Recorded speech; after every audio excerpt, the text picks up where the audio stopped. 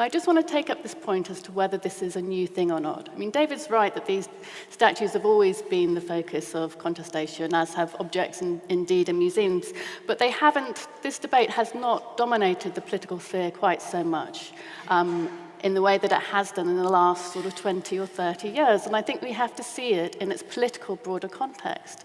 My mind is that the past has become the place for politics, both for left and right. They fight over which version of history they prefer. So the right used to venerate nice white old men and talk about imperial conquest and grandeur, and the left now come in and talk about the wrongs of history.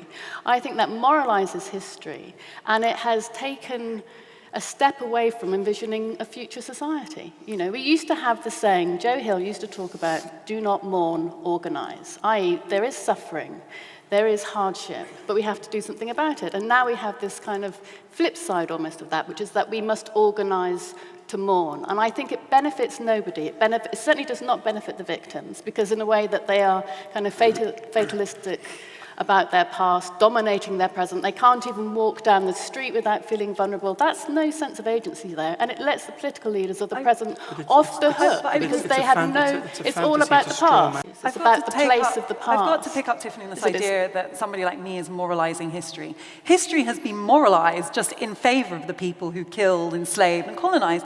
And the evidence I have of this is that I have raised the question of whether we should look again at the legacy of Nelson, whether we should look again at the legacy of Churchill. If you raise basic points of historical record against these figures, you are met with a torrent, I mean hundreds of thousands of trolling comments that demonize you for introducing facts into debate. And the reason is that people have so been moralized into unconditionally revering figures like Churchill, which is a hugely regressive move, because actually his peers at the time were fully aware of his deep flaws, of his very problematic racist attitudes, so racist that they clouded his judgment about important strategic matters at the time. We've gone backwards. Can you give us an example, just for both Nelson and Churchill? So for example, Leo Amery, who was Churchill's colleague in the cabinet, an Etonite of the same generation, a Tory on the right, wrote in his diaries that he feared that Churchill's racism towards Indians was so rabid and out of control that it was clouding his judgment about shipping in India in the Second World War. It was also said by other contemporaries that when Churchill began warning about Hitler in the 1930s, nobody took him seriously because he'd used the same language about Gandhi.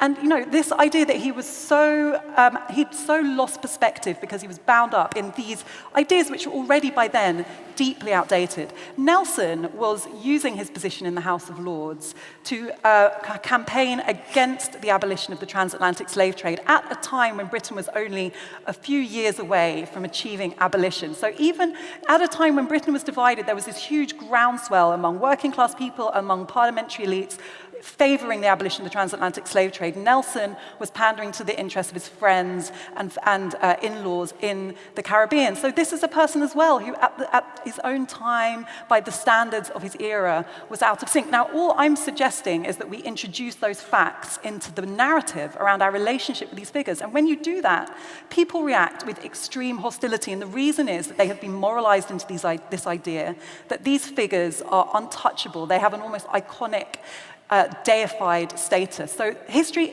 has been moralized, it has been weaponized against the oppressed who have been forgotten, who are not commemorated, and even though, Peter, as you said, we do learn about history in school, most people in this country know a far greater amount about abolition than they do about the 400 years of slavery that preceded it. And how can it be logical to celebrate having abolished something that you fail to really acknowledge you played a role in?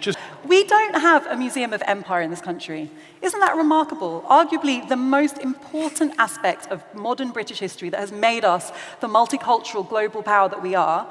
400 years of empire, there is not a single museum to it. That is the level and extent of our amnesia. If we were to have such a museum, it would be a very appropriate place to put a statue of someone like Nelson.